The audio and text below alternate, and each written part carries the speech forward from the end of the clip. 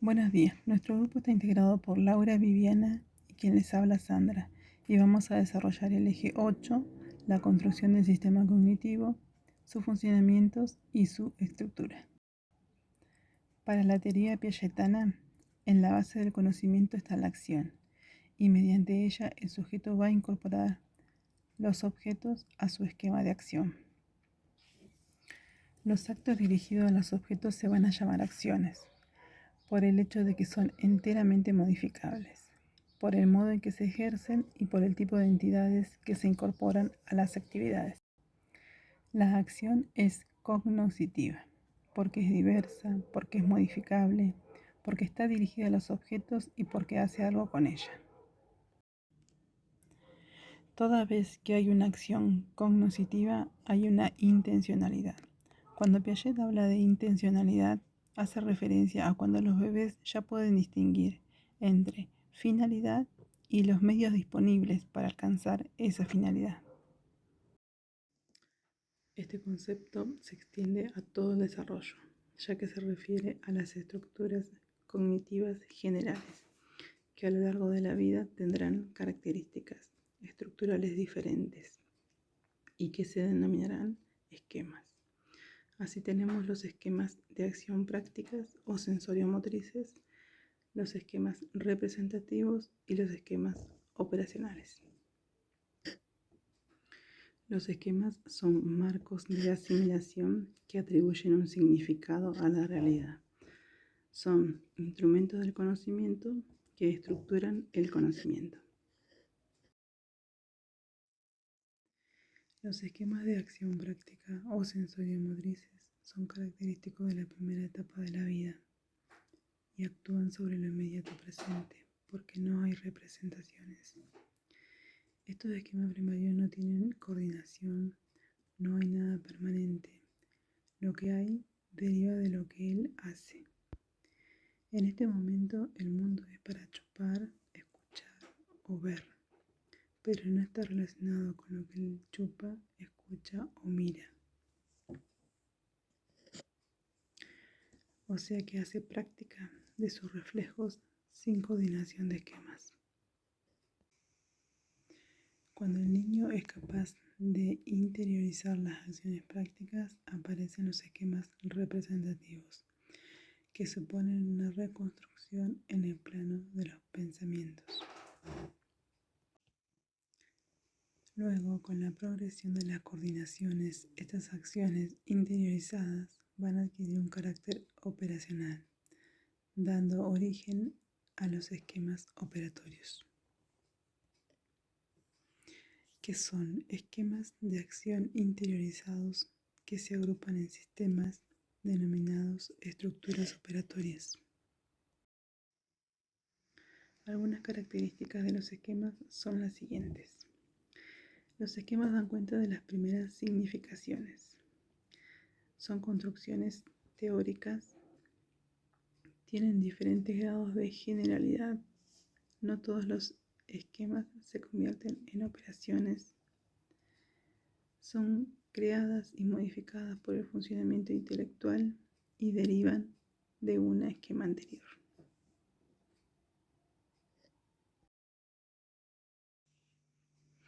Este proceso termina al finalizar el periodo sensoriomotriz, cuando los esquemas de acción práctica se combinan y forman el grupo práctico de los desplazamientos y la conservación del objeto. El grupo de los desplazamientos es un ejemplo de la construcción de una estructura que va a depender, por un lado, de la coordinación entre los esquemas y por el otro, de la información que proviene de la experiencia. Esto sirve de instrumento para la organización del mundo exterior. A partir de la tesis de la continuidad entre lo biológico y lo cognitivo, Piaget plantea que los mecanismos que permiten la vida en términos biológicos también permiten el conocimiento. Estas funciones invariantes son la adaptación y la organización. A semejanza de los organismos, Los sistemas de conocimiento solo pueden existir a través de un intercambio con el mundo en tanto sistemas abiertos. A su vez, son sistemas cerrados en tanto constituyen ciclos. Se caracterizan por ser sistemas complejos, ya que su funcionamiento está dado por el intercambio con el sistema biológico, con el cognoscitivo propiamente dicho y el factor social. También son sistemas dinámicos que mantienen su identidad mientras se modifican a sí mismos. Esta dinámica interna del sistema está constituida por la equilibración. Los esquemas en su intercambio con el mundo van de un estado de equilibrio a estados más avanzados, pasando por una fase de desequilibración y alcanzando una posterior reequilibración. Los desequilibrios son desencadenantes de los procesos de elaboración y las reequilibraciones son las acciones contrarias a las que generan la perturbación, mediante las que el sistema intentará hacer desaparecer el desequilibrio. Puede hacerlo restableciendo el equilibrio perdido, a lo que se denomina equilibración simple, o bien reequilibrando la estructura, logrando un equilibrio más complejo que se llama mayorante. Esta secuencia es el resultado del juego entre asimilación y acomodación, que van a dar lugar a tres tipos de equilibraciones. La primera, entre los esquemas del sujeto y los observables. Acá hay una equilibración entre la asimilación y la acomodación de los esquemas a los objetos. La asimilación se da cuando el sujeto incorpora un objeto externo y le otorga significado.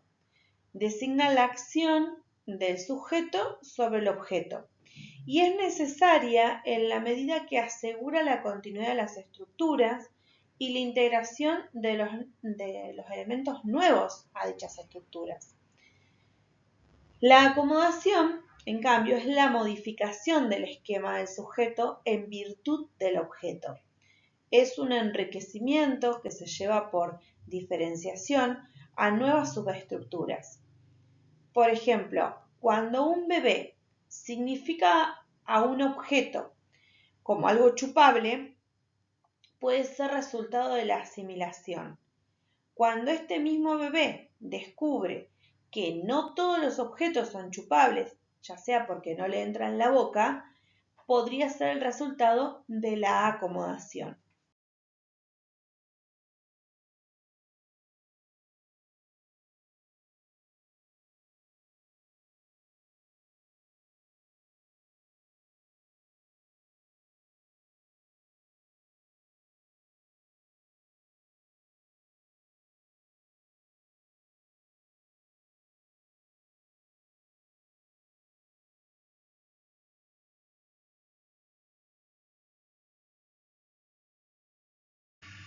En segundo lugar, la equilibración entre los subsistemas y la totalidad que los engloba supone una respuesta en juego de los dos mecanismos básicos de desarrollo cognitivo, que son la diferenciación y la integración. En el sistema cognitivo, en tanto organización de esquemas, se integra un nuevo esquema y se diferencia.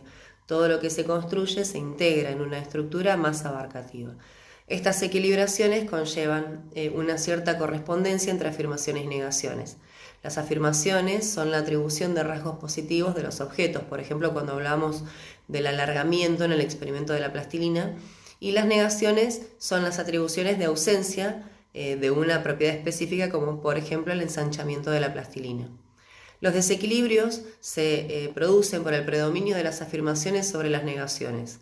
La equilibración resulta de un proceso de construcción de las negaciones que se pueden articular con las afirmaciones.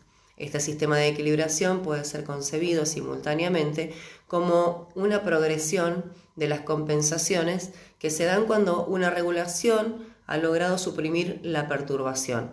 Las compensaciones se pueden dar por inversión, que es el retorno inmediato al punto de partida, o por la reciprocidad, donde se compensa con otra relación, conduciendo a una diferenciación de esquemas. Estas equilibraciones conllevan una cierta correspondencia entre afirmaciones y negaciones. Las afirmaciones son la atribución de rasgos positivos de los objetos, por ejemplo, cuando hablamos del alargamiento en el experimento de la plastilina, y las negaciones son las atribuciones de ausencia de una propiedad específica, como por ejemplo el ensanchamiento de la plastilina. Los desequilibrios se producen por el predominio de las afirmaciones sobre las negaciones. La equilibración resulta de un proceso de construcción de las negaciones que se pueden articular con las afirmaciones. Este sistema de equilibración puede ser concebido simultáneamente como una progresión de las compensaciones que se dan cuando una regulación ha logrado suprimir la perturbación.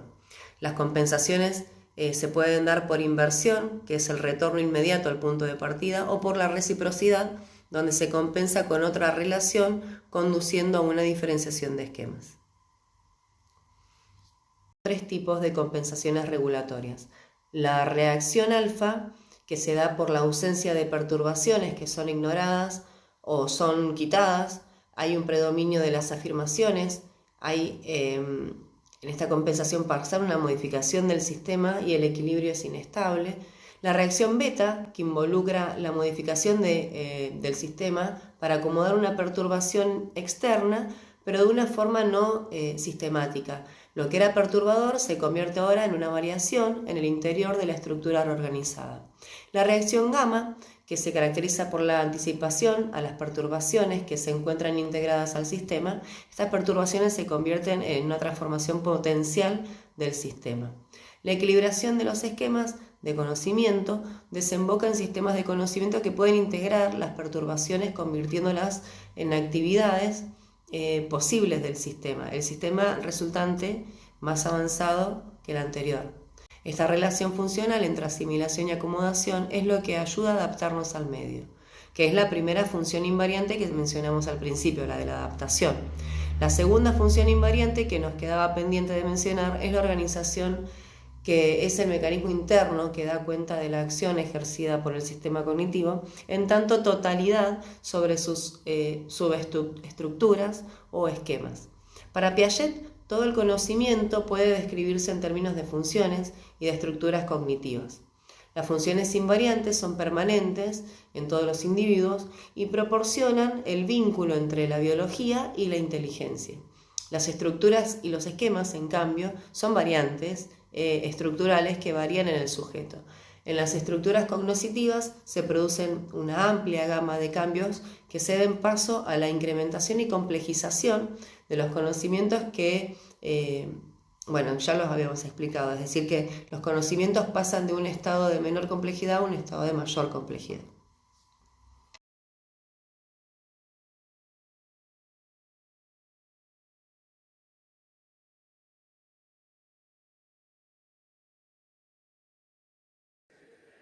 La teoría de Piaget tiene como objetivo explicar no solo cómo conocemos el mundo en un momento dado, sino también en qué consiste y cómo van cambiando nuestros conocimientos.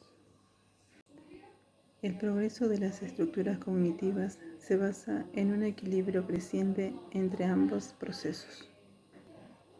Cuanto mayor sean esos equilibrios, menor serán los fracasos o errores producidos por la asimilación de las cosas o interpretación. Solo de los desequilibrios entre estos dos procesos surge el aprendizaje o el cambio cognitivo.